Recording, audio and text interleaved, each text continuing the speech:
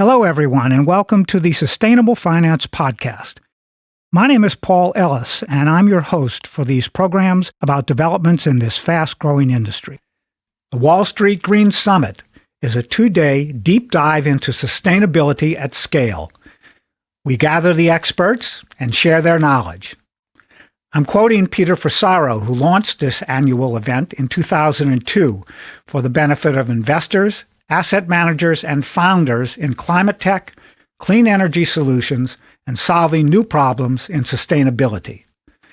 The summit celebrates its 24th New York City anniversary this year, with in-person attendees gathering at the Cornell Club just a block from Grand Central Station on March 18th and 19th for 2 full days of learning and networking with their peers. Today, we're fortunate to have Peter Fusaro join us for this episode of the Sustainable Finance Podcast, which is a Wall Street Green Summit media sponsor for the 4th year in a row in 2025. Hello, Peter, and welcome to the Sustainable Finance Podcast again. Paul, it's great to be here. Thank you. Great. Well, Peter, we're going to get right into the nitty-gritty here and talk about right now, what's going on. The negative impacts of climate change are accelerating every year. And so is the creation of climate-resilient technology to anticipate and reduce those impacts.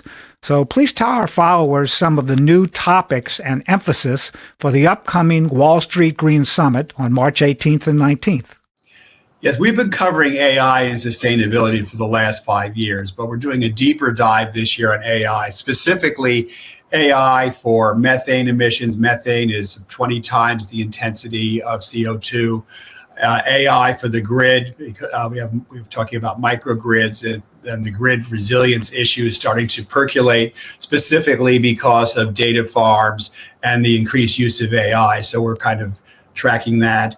We have a number of startups to showcase, and we're also international. We have folks coming in from Europe and Israel.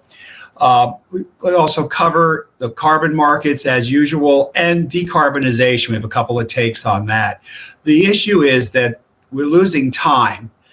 We've blown through 1.5 degrees Celsius, which was kind of the Paris Accord number.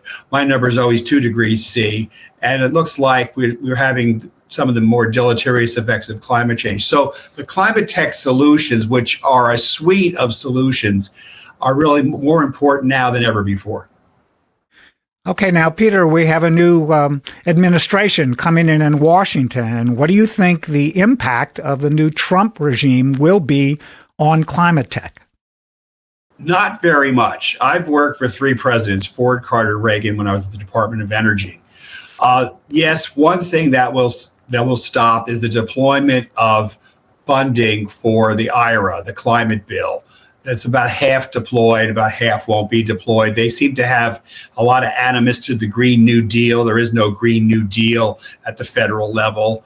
Oil and gas production will incrementally go up. We're already the world's largest oil and gas producer. What this administration fails to realize is that the industry has been using technology for the last 25 years, knows where energy is located and exploits those molecules. So that's kind of a nice thing to say. They're not going to drop energy prices. They're not going to drop electricity prices. They're market driven.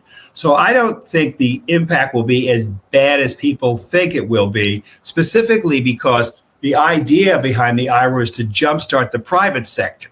I just looked up this morning what was deployed in 2023 in this whole clean energy decarbonization realm. It's $1.8 trillion. That's a small amount of money, since we need about 6 to 7 trillion a year for the next 25 years. So we have a long way to go. I also think there'll be a de-emphasis, and it's already happening, on ESG and DEI.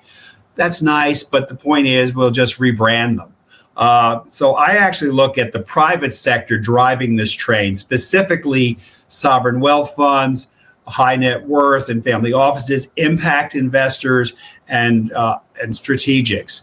This is not going away. The train's left the station, and it just won't be a federally driven mandate. They don't like climate. They don't even believe in climate change, which is ridiculous. When you have 14,000 papers on climate change and the data's in, we got a problem. I think most people in this sector already realize that, and the energy transition won't stop. That's going to continue. Energy companies, and I worked for a major multinational oil company many years ago, think in 40-year cycles, 4-0. Oh, this is the beginning of the transition. They'll look at operational efficiency to reduce emissions. They're already looking at capping and flaring methane emissions. There are issues that the Biden administration tried to address. They're going to continue anyway. The other thing, don't forget, big energy companies are multinational. They are active in 80 to 100 countries around the world. They don't want different rules in the United States than the rest of the world. In fact, the CEO of Exxon has already said that. So I think that this is moving forward. More capital is needed to make this happen faster. And we are seeing a number of new technologies come to the fore. Okay, so as you just mentioned, the global clean energy transition continues to accelerate, but so does global energy demand. Do you see any kind of tipping point either way in that mix over the next few years, over the next 3 years, let's say? Well, I don't see a tipping point per se, but I do see the U.S., which is the world's largest oil and gas producer, actually increasing its LNG, liquefied natural gas imports. That's going to happen. But simultaneously, solar will be deployed more, batteries will be deployed more. Wind is having some teething problems right now. There's been some cancellation delays in that sphere, but geothermal is getting a big uplift for the last year and a half. I'm seeing that go forward. So I actually look at the whole thing as energies, British thermal units, BTUs. And so therefore, yes, the grid needs to be more resilient. Yes, the utility sector is underspent for the last 25 years, and data centers, AI, and data mining, crypto specifically, looks like it might be 8% of energy demand in the U.S. alone by 2030. It was 2% in 2020. So there is a need for new energy capacity, both fossil energy and clean energy. Good. Now, in 2025, what areas of accelerating development do you see in climate tech arenas? Batteries, and not just lithium-ion batteries. Okay. We're looking at a lot of movement in capital markets to fund larger scale batteries, deploy more battery technology, such as zinc air batteries, flow batteries. We're looking at other kinds of material science. There is a problem everybody's aware of with lithium-ion batteries with heat. So we're looking at other kinds of energy storage. It's important to marry that to solar and wind farms, obviously, because of the intermittency issue. But we're also starting to see a lot of interest again in the built environment, the buildings. In New York City, where I live, has 950,000 buildings. Most are not green, most are not sustainable. So there's an opportunity here using AI to start retrofitting existing buildings. And I looked at something over the Climate Week called the digital twins. It was quite interesting looking at how they can look at the heating and cooling system, the boilers, the lighting systems, and model that as a digital twin. So I think we're going to see a lot of uplift now in the building, what we call the building envelope. So we're going to start seeing more activity. Why are they going to do this? Because they're going to make more money selling, basically better buildings, greener buildings. But it's really in the U.S., it's a retrofit market. New building construction is all green. It's all LEED certified. It's not even an issue anymore. But so I see a lot of activity of AI and the built environment as number two. The other part is transportation. I still think EVs, electrification, is going to move forward globally. China, I looked at the numbers last week, record amount of sales. Well, I don't know what's going to happen with the tariffs, but all the original equipment manufacturers can make electric vehicles.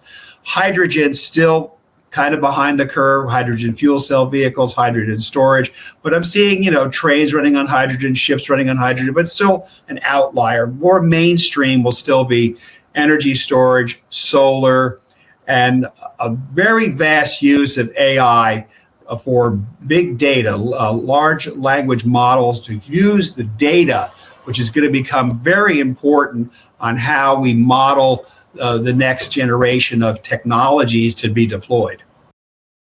Peter, I'm really glad to hear you speaking about the improvements and the use of AI, but that also seems to be one of the pain points and a challenge for a lot of people in the fields of in climate tech in general. So talk a little bit about that, if you will.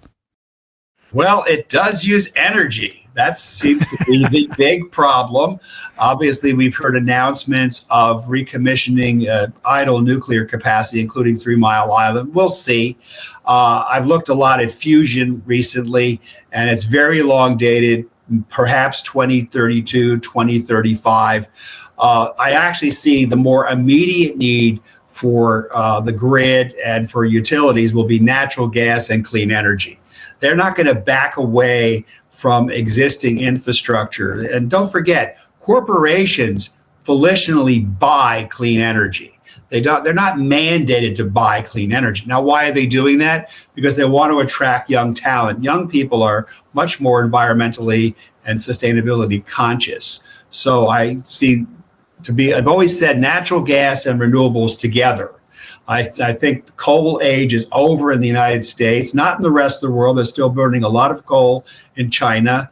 They're still burning a lot of coal in India and many parts of Asia. So coal is still here, but we've reduced coal burn from 55% to less than 20% of nameplate capacity.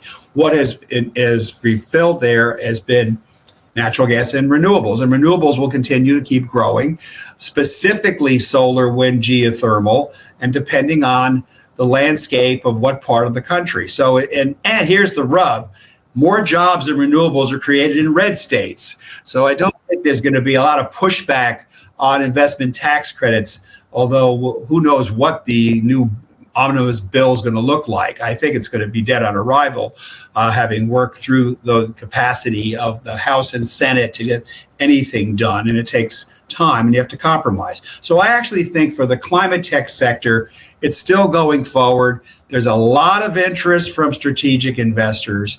Why? Because they're not inventing tomorrow's technology.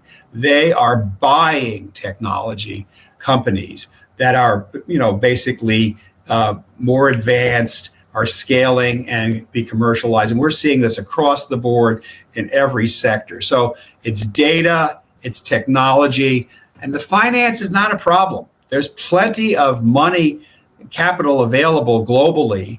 And I also interact with the sovereigns, and they're very interested in this sector as well. So, Peter, now that you've mentioned capital, let's talk about the new service that you are launching at the summit this year, the Capital Introduction Service. Talk a little bit about that, so people who are going to attend and people who will want to find out about it after the fact can learn more about Capital Introduction. Yeah, we're calling it Wall Street Green Cap Intro. Okay. It's a platform developed in the hedge fund industry. It's very familiar in the hedge fund industry to introduce hedge funds to sources of capital. So I have the technology already built. What I've created with some interns and some professionals is 25 different climate tech sectors. So you don't want the person interested in food tech looking at battery storage, for example. Right. So we have over 2,500 startups. So we're looking at pre-seed, seed, and A round from $100,000 to $10 million is kind of the range. And I've just brought in somebody yesterday to do quite a bit of work on the investor side. Who the investor is going to be? Once again, strategic investors, venture capital funds, private equity funds, sovereign wealth funds, impact investors, et cetera. But the idea is meetings. This is we're not taking a fee for success. We are basically focusing on software as a service. Startups will pay a fee to engage for meetings over the course of the year. And just to give you some of the universe, in India, which I've been active in recently, there's 66,000 startups. In the United States, there's 78,000 startups. And I'm not saying they're all climate tech startups, but a significant portion of that are climate tech startups. So very simply, it's a matchmaking service to introduce startups who go through quite a bit of diligence and have the documentation, the pitch deck, the financial model already done. They're not reinventing anything. It's already done. Uploading that to the internet, to a platform. On the investor side, all investors have to be accredited investors. So we screen on that side as well. And then they have meetings. And I think the good news is, and I make a joke about it because everybody says there are no competitors. There are competitors. This is a good thing. I actually think competitors are a good thing because it's proof of concept. I think my unique selling proposition is I've been to 50 countries. This is going to be a global platform. This will be active in Singapore, Japan, the UAE, Western and Eastern Europe, Latin America, as well as North America. So that's my unique proposition. I know quite a few people all over the world who are very engaged in this sector. And to be blunt, we want to accelerate, once again, the movement of capital into the startup world, because the startups are going to be the growth industry and acquired by the largest technology companies. So I talked to one of the largest venture capital funds in Canada. He got it. He says, well, I've got a couple of portfolio companies on one side, and I'm very interested because I want to see tomorrow's technology. So everybody wins is kind of the way I'm looking at this. Peter, it sounds like the summit this year is going to be a great opportunity for startup companies to attend and network and learn more about this new launch. We're looking forward to it. I know I'm going to be moderating a couple of the sessions again this year, and it's a very exciting year for what you have put together over a long period of time. And I personally want to thank you and professionally very much for what you're doing and have been doing. And let our followers know how they can get in touch with you about the Wall Street Green Summit on the 18th and 19th of March, and how to register for the summit. And also, let's give them information on how they can contact you about questions that have come up related to the material that we've covered in today's program. Sure. It's very simple. If you Google Wall Street Green Summit, it comes up at the top of the search engine. But the website, very simply, is www.thewallstreetgreensummit.com. If you want to reach me, it's also on the website, peterfusaro@gmail.com. Want to keep things very simple because I'm interacting with a lot of folks from around the world. It's very interesting. For this year, we've got people coming from Australia, people coming from Slovenia, people coming from Israel, London. So it's a global summit, but it is. So there are activities. And it's all in person. I'm not going the hybrid route anymore. Okay, well, thank you very much for your time this morning, Peter. I know you've got a lot of additional contacts to make on a weekly basis between now and the summit, and we look forward to seeing you and everybody who follows and wants to attend the summit. They should register as soon as possible. And I'm Paul Ellis, and this is the Sustainable Finance Podcast.